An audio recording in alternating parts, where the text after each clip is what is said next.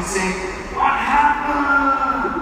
I yelled and then learned how to make it sort of a little bit more humorous. And I went up to them and I said, "Oh, I was smoking cigarettes and this is what happened." And freaked some people out. But you know, I love to surf, I love to scuba dive, I've done skydiving, my knees were shaking, and my parents instilled in me this courage to try, because no one ever thought that I would ever be able to walk. No one ever thought that I could do many things at all. In fact, today I love to also prank people and pull tricks on people.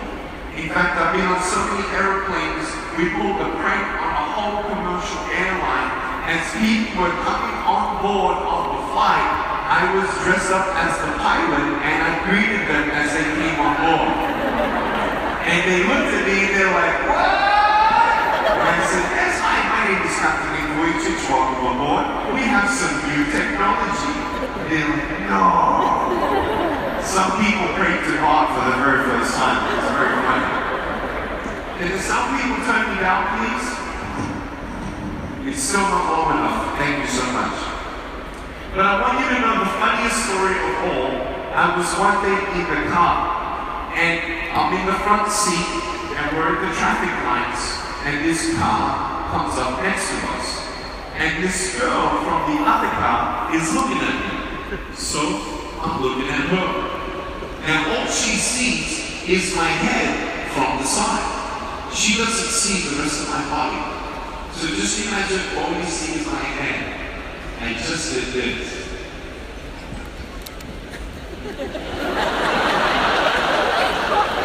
And she looked at him with a 360-degree spin. And she was like, it was really, really funny. I want to ask you tonight two very important questions. Who are you and what do you want? Very, very important. Because if you don't know the truth of who you are, you will believe the lies of the world, what they say about you. And then you're going to start judging yourself by how you look or how many friends you have. My parents always said, "If you're beautiful, don't worry about arms and legs. You don't need arms and legs. Just be the best you that you can be."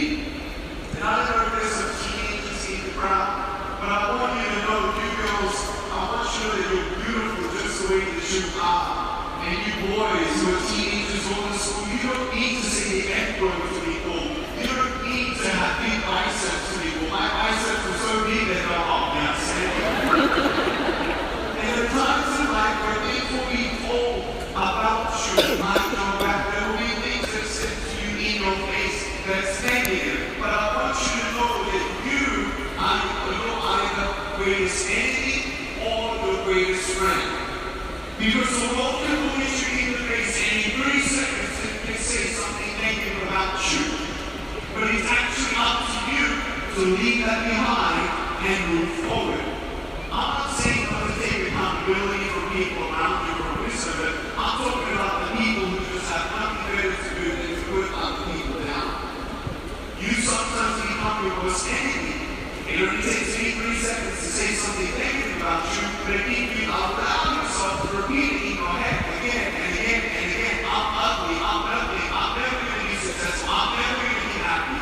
That's what you start to believe.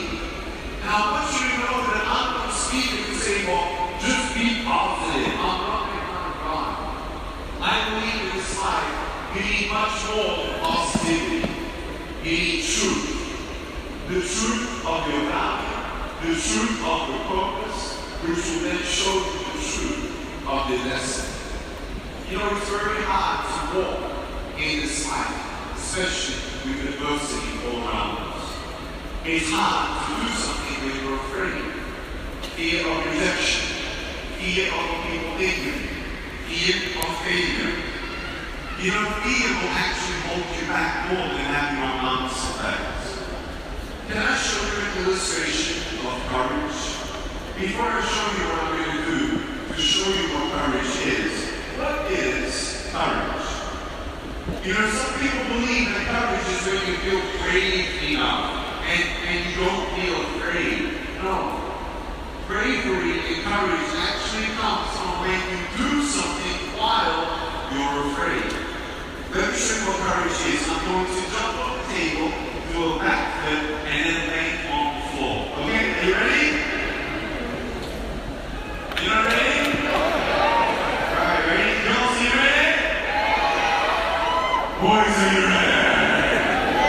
You ready? 1, 2, 3. I'm joking, man. Are you serious? If I did that, I'll break my arm or something, alright?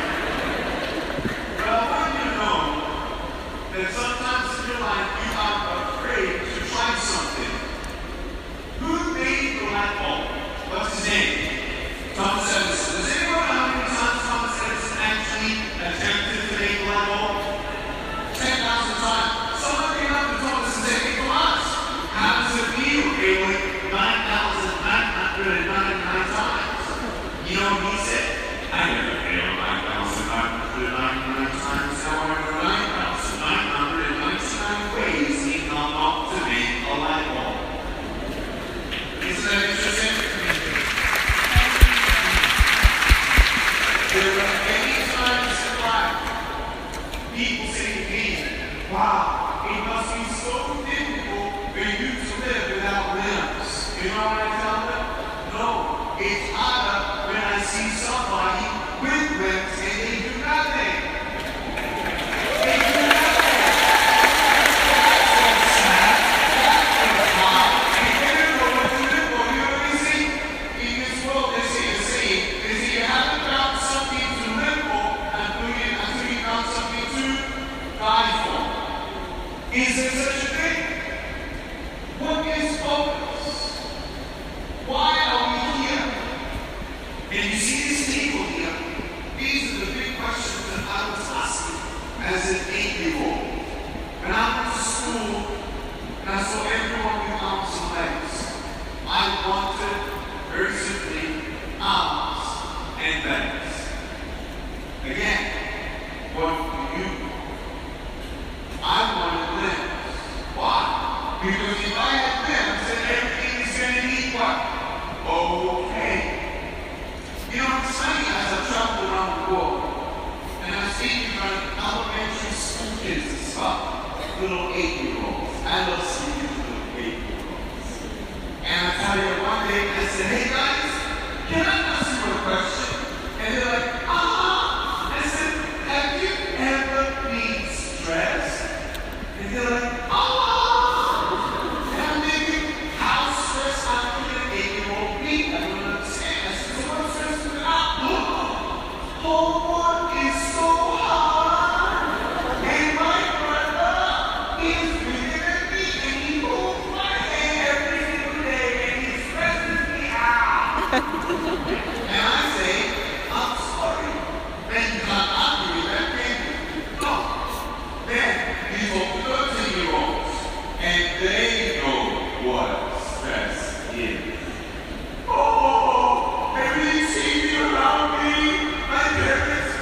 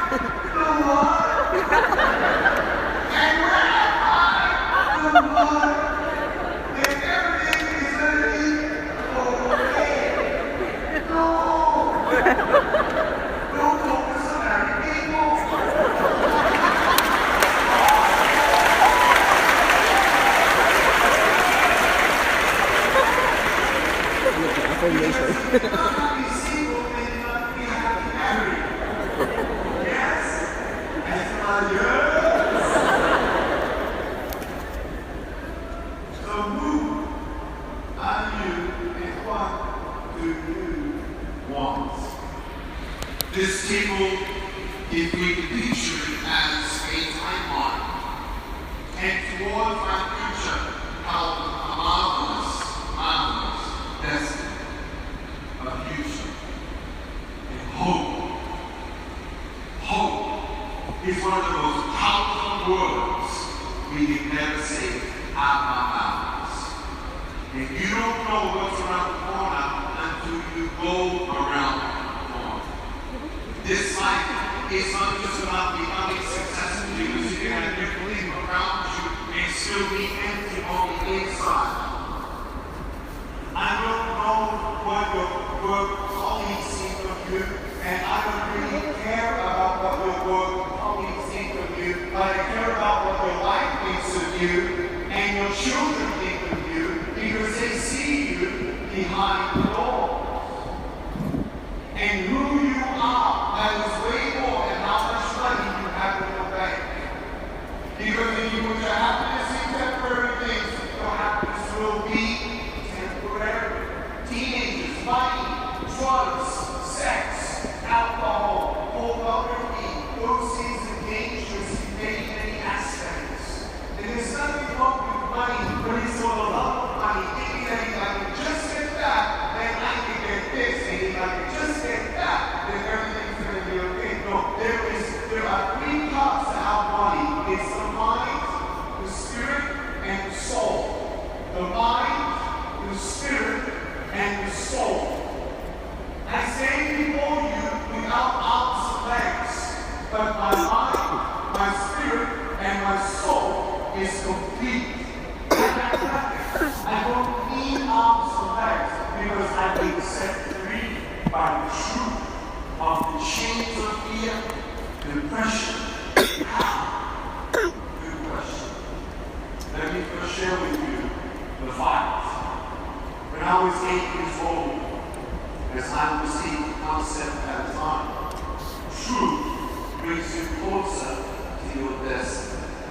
I had no idea that today at 33 years old, that I would be happy, traveling around the world, married, father of 2, and author of books in 56 languages, meeting 16 presidents, speaking in front of 9 governments, helping children with disabilities to go to the mainstream school, and telling parents not to be ashamed of their disabled children.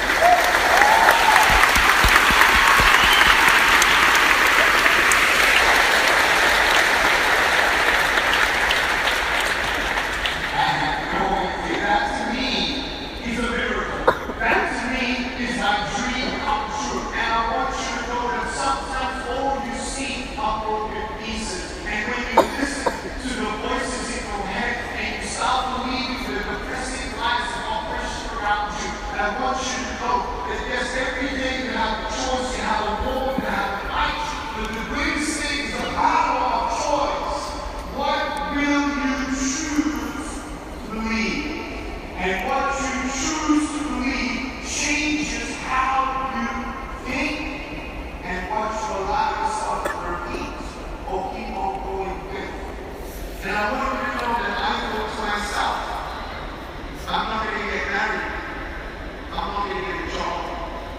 I'm not going to get offer at all. No way. I'm not going to be happy. I'm not going to get a job. Who's going to want to employ me? Who's going to want to marry me? You know, I don't need to hold my wife's hand. I just need to hold her mouth.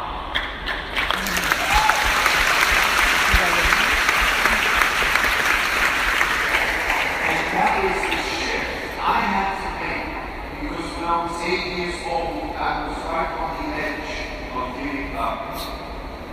At age 8, I had thought that maybe my life should end. And if all I have is pain ahead, then maybe I should end it now. If I'm just a burden to my parents, then what's the point? So at age 10, I actually tried to drown myself in my bathtub. Man, I got it still here. What?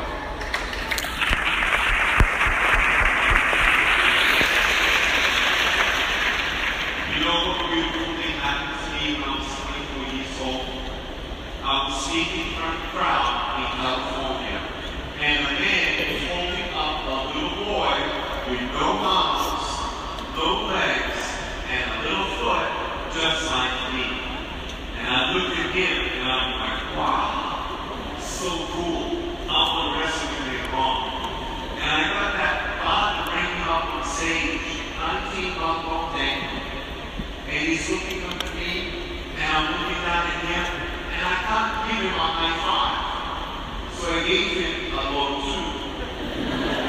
When I gave him a low two, it was incredible. He smiled, and everyone cried. Why? Because it was beautiful. It was a miracle.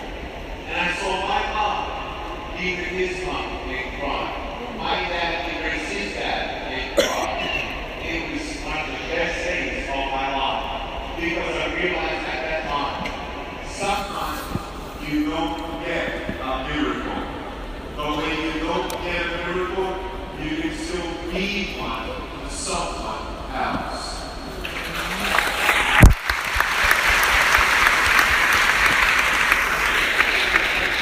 Let me give you some practical tips. If you have everything in the question, here are the 3 things you can take away. The first thing, if you are depressed, the first thing I would ever advise you is to take one day at a time. Because when you don't take one day at a time, you just get so overwhelmed and you get anxious. And when you're anxious, you can't think straight. And when you can't think straight, you can't do anything straight. It's hard. So first of all, pace yourself as best as you can. Even if you have so much anxiety to take 1 hour of time, I'm going to get through this 6 hour. I'm going to get through this 6 hour. I'm going to get through this 6 hour. And then that 1 hour becomes 3 hours. That 3 hours becomes 1 day. That 1 day becomes 3 and so on and so forth. Number 1, take 1 day at a time. Number 2, tell somebody.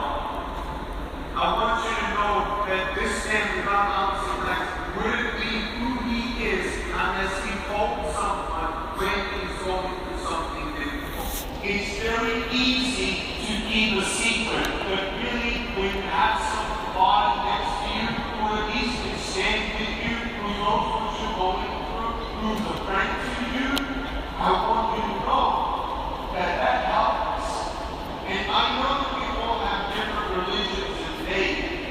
And I know that here, 5 times a day, a broadcast of prayer in this region of the UAE goes on every speak and put an event out as yesterday. And I personally believe in the power of prayer. And I want you to know that sometimes you need friends, faith, and family around you to help you. But if you don't tell anybody what you're going through, then how will you get their help if they can't help you? Does that make sense?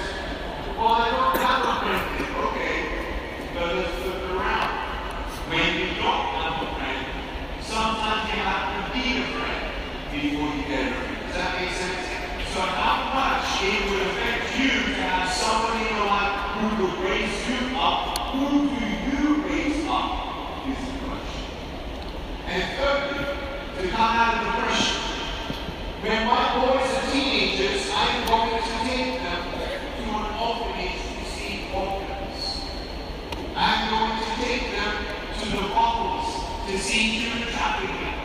I'm going to take them to hospitals so they know what it means for children who have cancer or dying, who don't remember the last time they smiled. And I'm going to equip my sons to try and better their life, make those kids smile, get food to the hungry, home to the homeless, clothes to the naked, and rescue the enslaved. And when they see that they actually can make a difference, that is the spark of purpose. And that is when you live a life knowing that it's bigger than just what you get and what you want. And I want you to know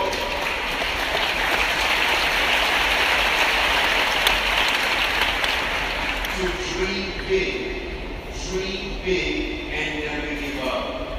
Maybe you don't see anything in your life that's greater than the broken pieces that you see today.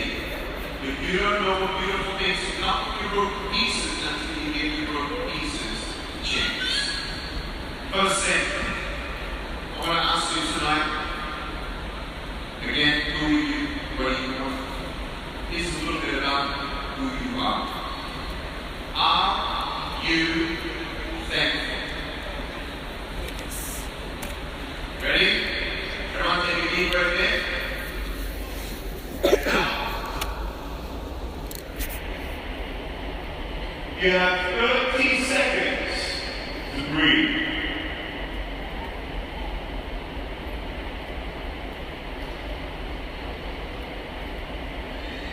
25. When was the last time you told your loved ones that you loved them? When was the last time you had a conversation with your son that had nothing to do with school or what they did wrong? When was the last time you did something special to thank them? To thank your family, to thank your friends? Some of us feel that health, family, and friends are important. How much time do you spend with them? You see, you can come to the most magnificent speaking conference in the world, and I'm going to take this one, they're the best of the best. And you can go home and hear everything that's said, but until you actually put into action what you're hearing, you will remain where you remain. And to put that spirit in action like never before brings a beginning of love and thanks, gratitude, happiness. Let me tell you, I'm thankful for my ankle, but I'm also thankful for my little foot. I love my little foot. I now can type 43 words a minute on the mobile computer, and after 2 cups of coffee, I can type 63 words a minute. I have 2 toes. Peace. Now I want you to know that this foot is very important to me. And I have to make a choice at age 13. Am I going to be angry for what I don't have? Or am I going to be someone who is thankful for what I do have?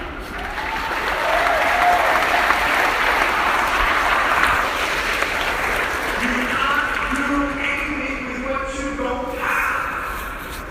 And here's the secret of living your life to the fullest, right?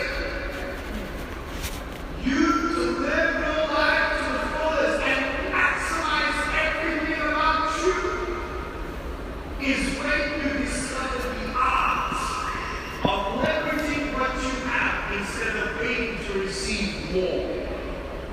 People think that I need to receive more before I realize my potential. No. Until you are faithful with what you have, why should you be blessed with more? When you understand that art and you come into that skill and say, I'm not going to just focus on what I don't have. I'm going to do the best with what I have. That's what my purpose told me. He didn't just give me everything I wanted. You know what would happen when I was 6 years old? And I said, Mommy, Dad, I want that at the shop. You know what I said? No. I thought that was me.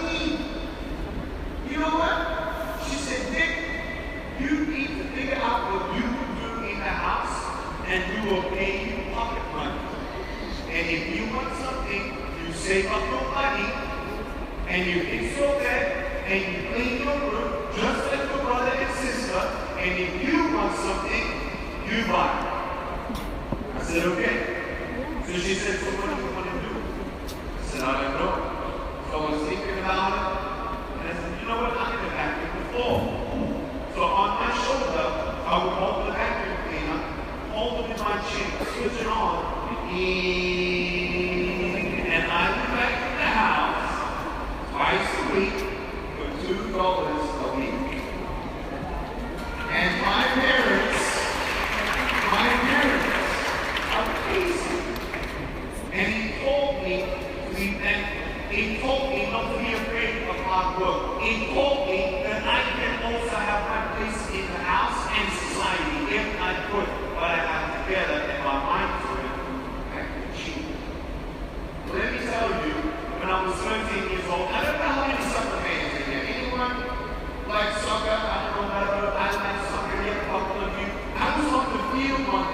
And when you put a full-size softball next to me, I'm a short guy, right? And so when a full-size ball comes at me, I get a little afraid, right? Just a little bit. My knees start shaking a little bit, right? And my friend in the way back, he's getting ready to kick it at me, and he says, "Yeah!" I said, "Ah!" And he gets ready like this, and he goes, boom, boom, like this. This ball comes to me like it's got antennas. And I'm thinking it's coming right for me, and I don't know what I'm going to do. Because you know that feeling that when something's coming for you, it doesn't matter where you go, you're going to get hit. That's the feeling I have. Now, have you seen the movie The Matrix?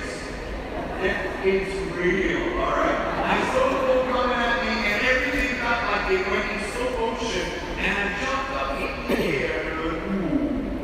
And I went like a karate kick in the air, like this. And I went, like this. And the ball came, hit my foot, bent it backwards on itself, and I went, and I was like, ah! And my foot went, ah! I need this thing. I couldn't walk for 3 weeks. I was staring at the ceiling because I'm in my bed. And I'm like, wow, this is how it feels to be disabled. And I realized I'm undisabled.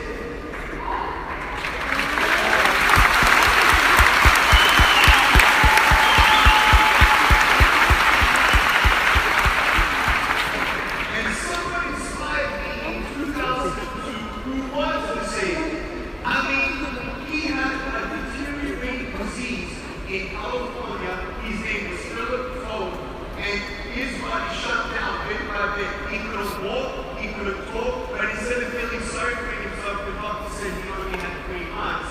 He actually lived for 5 years and made a lease of technology that allowed him to make a website to actually encourage bedridden people. And I thought to myself when I met him and I saw his smile, here is someone who cannot walk, here is someone who cannot talk, yet he encourages hundreds of people. If he can do that, then what should I be able to do? And I'll tell you right now, it wasn't my mom or my dad that were the first people to tell me, Nick, you should be a speaker. You want to know who it was? The janitor who cleaned the toilets at my high school looked at me one day, an Indian man named Arnold. Arnold looked at me one day, we started talking, and the second time we talked more. The third time he looked at me, he said, "Nick," I said, "Yes, you are going to be a speaker."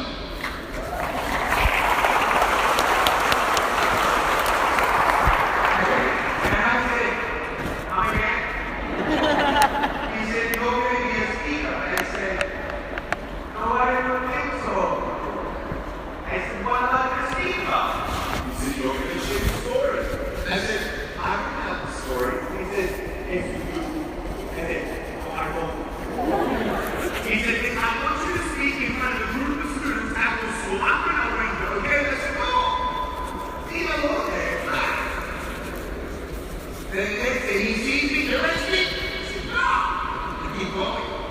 He sees me and he sees me going the other way. He runs after me like this. So leave me alone for 3 months. He said, "Speak, speak, speak, speak, speak." I said, "No, no, no, no, no." And then, one day he twisted my arm and I said, "Yes."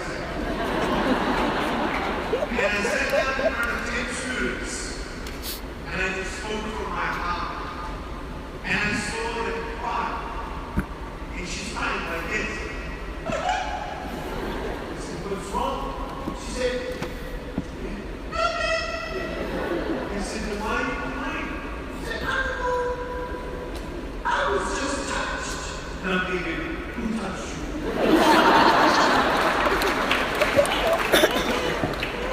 I had no idea that seeds of hope could be planted with words of love and truth. I had no idea. And as I started speaking between ages 17 and 19, 12 times, there was this one girl who came up. She said, "Thank you, thank you, thank you. No one's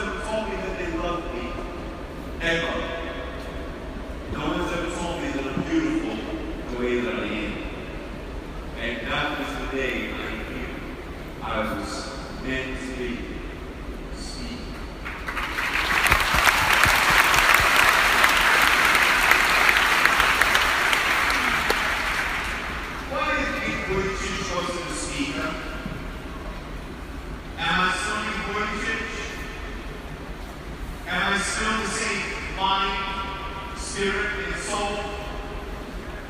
I am. Am I less valuable if I am not a speaker? No.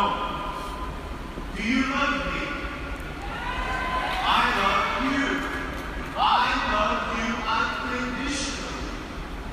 Because there's not another you out there. And I want you to understand that whether you achieve your dream or not, you are still you. You don't have to be someone that you're not. Be the best you that you can be. And I tell you, one day I came home, after speaking, and the people who were taking me to the speech, I spoke to an organization, a church, and I came home and my mother was waiting for me. She was a little angry.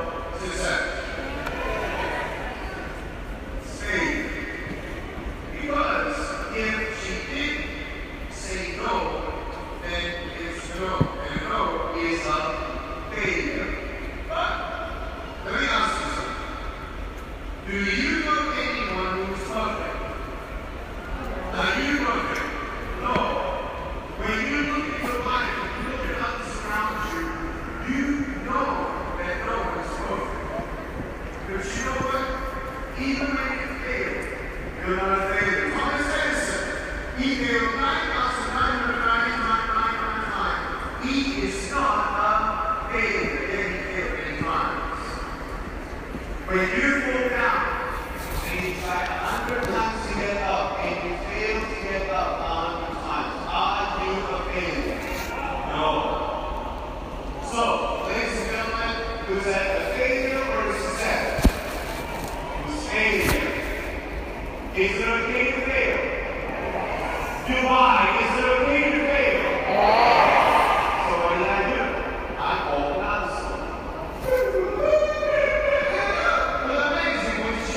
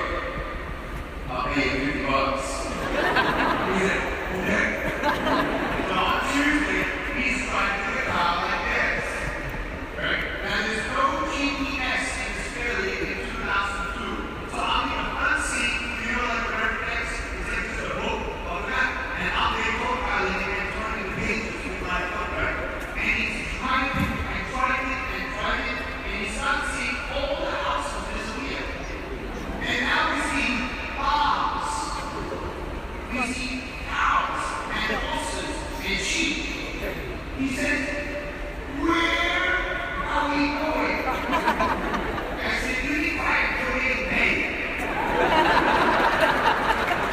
He said, well, how far is this far? And I said, 2.5 hours. He said, what? I said, all right. He said, but, you know, how many people are in this school? And I was like, I don't know. He said, what do you mean you don't know? Didn't you ask? No. He started smiling. He doesn't care. He's getting paid. He said, do you even know how long you're skiing for? No. Why didn't you ask? I said, I know what I'm doing. He said, okay. We get to the school, I'm freaking out. I'm like thinking to myself, it was so silly. You should have asked the simple 2 questions. How many people are going to be there and how long they will see. Now listen, I go 53 schools to get this school. Day after day. I got 1 yes. I got 50 bucks and I'm paying my brother and I'm paying you. And it's a 2.5 hour drive there and a 2.5 hour drive back. A lot is on the line. So I guess the principal said, now, thank you so much for having me here. She said, no, thank you guys. Coming to our school. I said, what? She said, no, do you have any questions? I said, yes, I do actually. I said, how many minutes would you like me to see? And how many was you going to say? 30 minutes, 25 minutes, 20 minutes. She says, 5 minutes. And I'm thinking, I felt like I died being inside. And my brother, he laughed out loud, and he died laughing again after the way. And I'm thinking, okay, maybe it's a big crowd. It's a big crowd, 5 minutes, that's great. He says, how many people are going to get it? She said, 10. And I thought to myself, failure. You are a failure. You will never be a speaker. You are so silly. You're dreaming to this. No way. Stick to what the parents said. No way. You will never be a speaker. What a bad business plan. I get up there, speak, I get paid, I pay my brother, we get fuel, go all the way back to this driving. And smile. Then I said, don't tell mom that. He said, okay. We get home. I'm not seeing straight away. So I get there. She says, hey, Dad, how was the speech? And I said, it was good, Mom. And I went into the room, I thought, I gave up on my dream of being a speaker. You know what? It came early, which is very early for an average 19-year-old. My phone rang.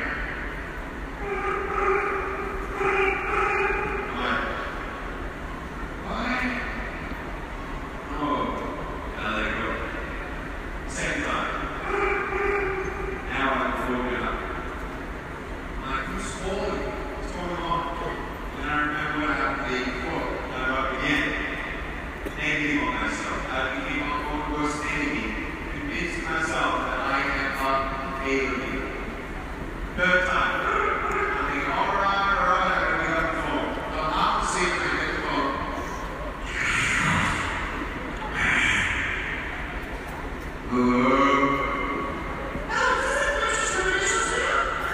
Yes, hi, good morning. How can I help you? She said, do you speak properly? I said, yes, I do speak properly. She said, we heard you very good. I said, oh, thank you very much.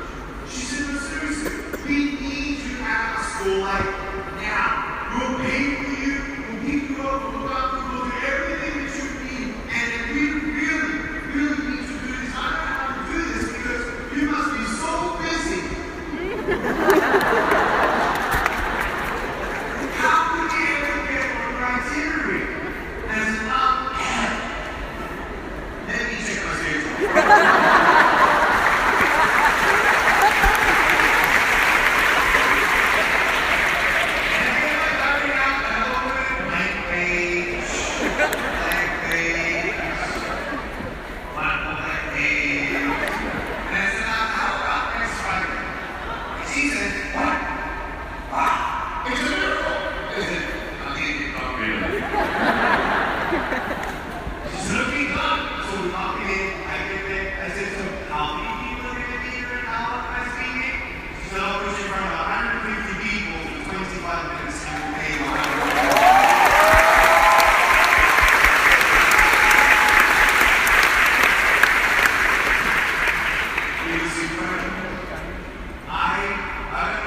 just people in here. But anyone who knows the basics of business, it's very, very, very, very difficult to have a successful business. Even more so if you don't market. Without marketing, ladies and gentlemen, and I'm very thankful, very, very thankful to God for my lessons. I received 35,000 invitations to speak without marketing once.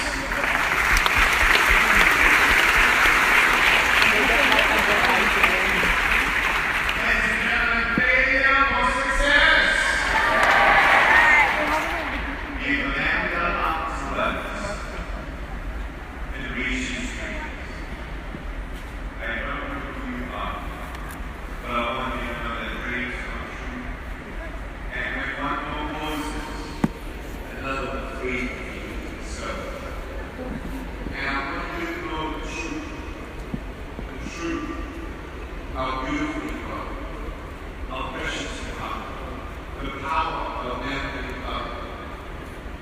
Now I want you to know that in your life, you need to know who you are and what you want. For me, I don't need everything. I don't want everything. I already have what I need. Nothing to do with fame, money, or success. Every week when I'm home, I make sure when I take my wife out to a meal, all that out there. Every time I leave her side, I send flowers when I travel overseas. And I want you to know that family is so important to me. And my dad, unfortunately, at stage 4, pancreatic cancer. And it normally is about 2 months from the stage 4 prognosis, or diagnosis, that they will not extend it here or both. When we talk about hope, for me, it goes beyond death. For me, it's being able to leave my dad's side and say, hey, Dad, I love you. He says, I love you too, my son. When I leave the side and go to international territories, he asks me when you come back. And I don't. And I tell him then, Dad, if I come back and you're not here, I'll see you up there. And I want you to know that sure we all have our faith, but I believe each of us needs to know the truth of hope, what it is, the purpose of this life, our existence. Is it just to be good, to be remembered to be good, or is it something more? I just want you to know that I love you. And I hope that my stories tonight that I've shared with you has inspired you to believe first in your future and your hope. And if you don't feel like you have had that hope experience yet, or pain experience, that gives you wings to fly above every storm, I want you to know to keep on searching for it. Don't give up on you, because you're wonderfully, beautifully made, and you are beautiful just the way you are.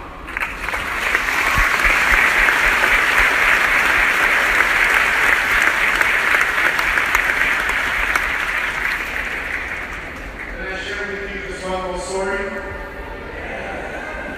Are you sure? Are you learning something? Are you inspired by? Before I tell you that next story, let me tell you about the whole story. I don't know where he is right now. But Basit is a 25-year-old man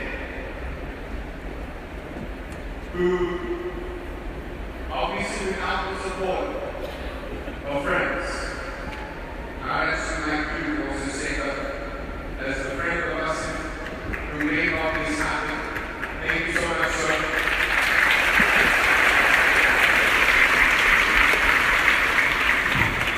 But Basim and his fiancée, Fatma,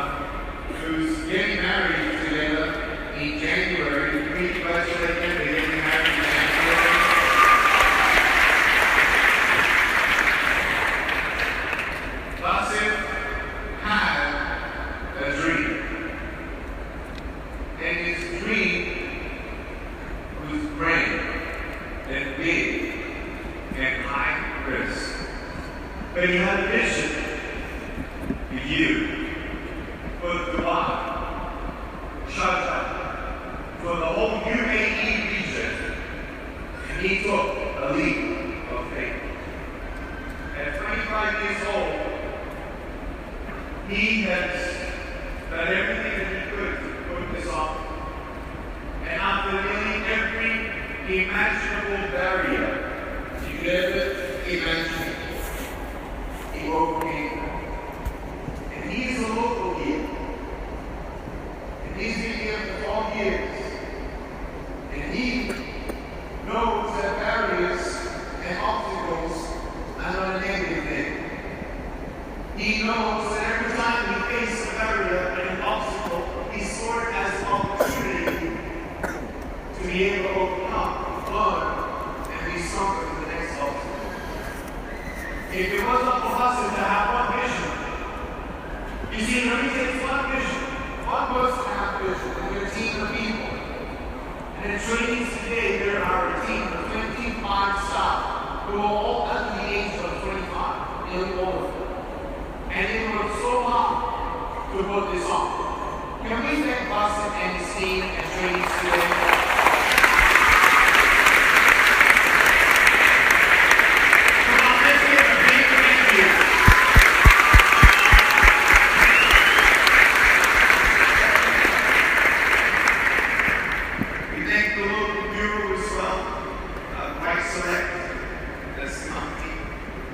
We have other people who out, and let me tell you, you all have a gift tonight. Pastor told me that because you were here, every person who had tickets yesterday, which was about, I think, 1,500 people, and all of you who have tickets today, here's Pastor.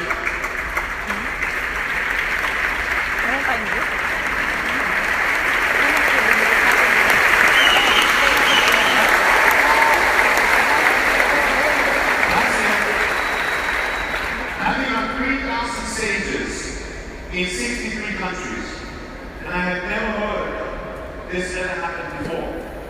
And I want to acknowledge this and thank you for this. We've already agreed contractually on a handshake. I'm coming back to Dubai.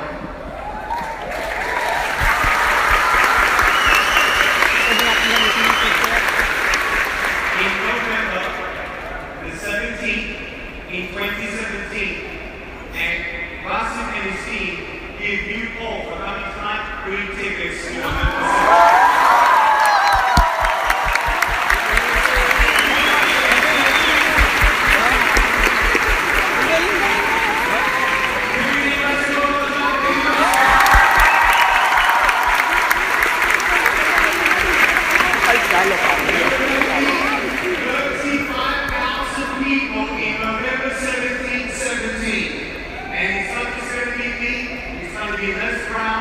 and many others that really have something to share.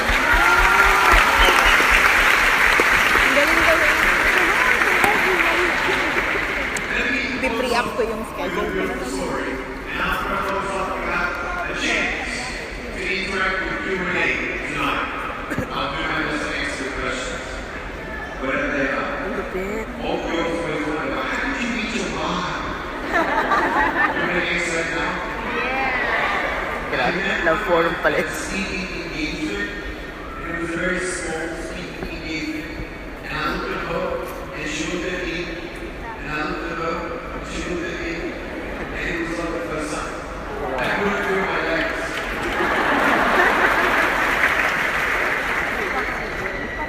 And we hope to bring them one day to the mind maybe in 2018. That would be really cool.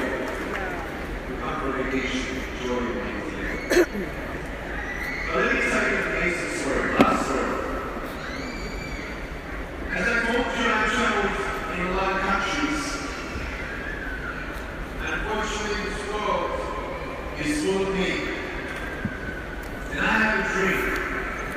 I have a vision. And I don't know if it's going to come true. But what I know in this life is this world needs more love. We just celebrated the day of Holy Messiah in July 2 days ago. And we know that we need more love in this world. We know we need more resources to help those who don't have enough. And I've seen some pain. And I really believe one day that with technology, with social media, I thought to myself, why can't we have 400 million people today decide that this is the generation that we saw from Nanga? It seems ridiculous. It seems too big. And but we cannot do everything, but we have to do everything we can. Say it again. We can't do everything, but we have to do everything we can. Do you agree? Can you imagine if 400 million people gave it all today? Incredible. How do we instill those values and principles and attitudes? One of the initiatives that we have at Attitude Altitude, which is my company, we have an education initiative. I'm right now talking to 6 governments right now currently, and we have already 94 schools next year in America going through a program that we designed. The character, responsibility, self-esteem, many other character basics, including entrepreneurship, and things against bullying. We hope to include this in some curriculums in a minimal way and maximum way in some education systems around the world. When I see the youth, I want to help them. And I want you to know that one day I was in India. And trust me, I'm not picking on India. I love India. I've been there 5 times, 6 times. In fact, my largest crowd was in India, 110,000 people. It was awesome. But I'll tell you, human trafficking is around the world. In America, it's prevalent. In the West and the East, it's everywhere. It's in Africa, it's everywhere. And unfortunately, I found myself, in a way, sad. Very sad. But I was given an opportunity to speak in front of 600 slaves. I want to ask you tonight, do you have hope? You see, some people believe that all you need is a positive attitude. If that's what you truly believe, if that is your hope, if that is your philosophy, how can you tell 600 slaves who were kidnapped at age 10, sometimes sold by their parents, how can you tell them about your hope? You see, your hope has to be absolute. It has to work for everybody. Some people came up to me and say, well, Nick, what do you believe your philosophy is of this life? Why were you born this way? And I tell them why I think I was born this way. And they tell me why they think I was born this way. One lady said to me, well, Nick, you've been reincarnated. I said, what does that mean? She said, in my belief, she said, you, in your previous life, you were a very, very bad boy, and now you're being punished for your previous life. And I thought to myself, well, that doesn't sound good. And she said, but don't worry, because now that you're a good person, you'll come back like a butterfly. And I'm thinking, I don't think I want to be a butterfly. And I'm sure not going to tell her that I've killed a couple butterflies in my wheelchair. I can't get up in front of these slaves and say, reincarnation, better luck next time. I can't tell them to be other things or beliefs because they're a slave, and when they're a slave, sometimes in some philosophies they have no hope. But I can talk to them about one thing: redemption, resurrection, heaven. And I saw some of these girls go through a rehabilitation You know what happened? Their mind, their spirit, and their soul was restored. And then they got education. Then they got a job. You know what they do with their money? They don't save up for a car. They don't save up for a house. They get $700 in their pocket after saving for a whole year. And they go back to the brothels where they were once a slave. And they go to their master who wants to abuse them with a bucket of water and a white cloth. And say, you don't remember me, but I was once your slave. And I've come here to tell you that I love you. You are not my enemy. I forgive you. I'm praying for you.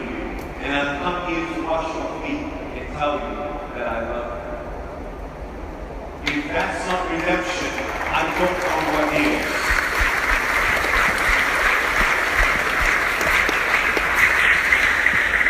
That's who you are. They're not going to talk about your success when you are dead.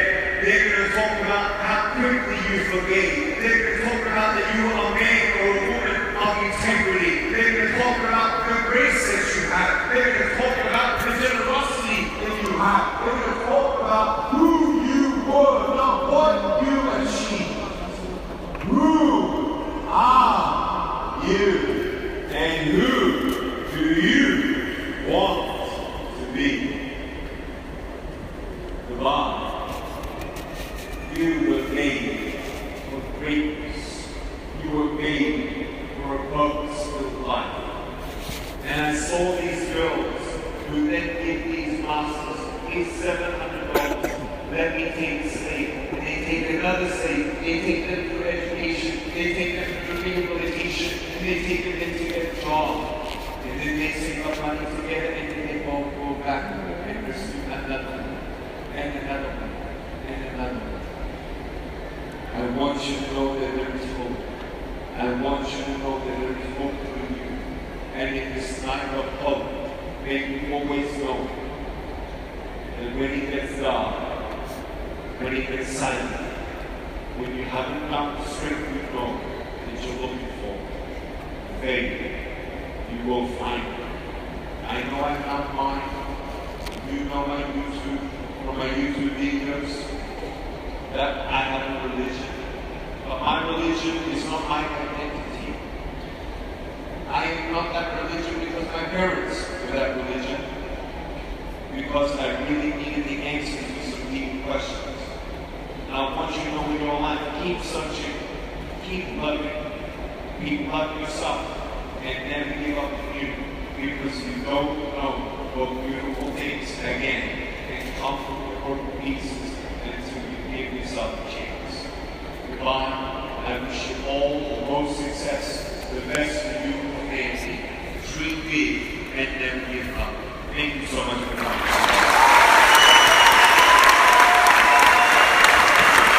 Absolutely amazing. Thanks so much.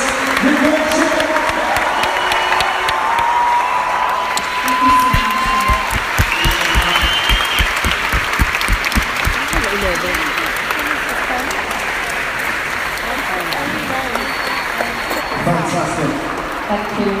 Ladies and gentlemen, now is your time to ask Nick any questions. You do have microphones going around. So